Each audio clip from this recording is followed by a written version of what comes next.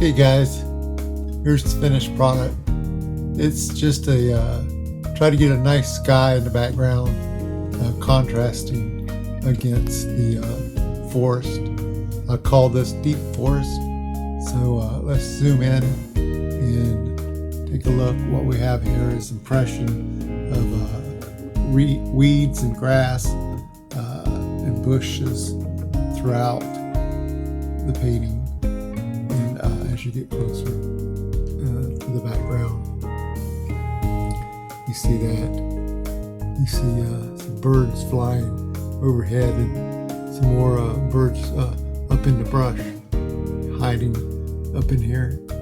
And you have trees, of course, with this foliage. It starts up front here and it gets further back, and then deeper brush and trees way in the back. Some more trees and brush here as well. So that's pretty much it.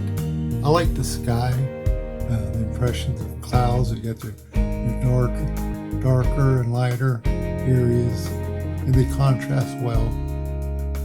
The trees contrast well also against the sky. So we zoom back out, and then we can take a look at the rest of the picture.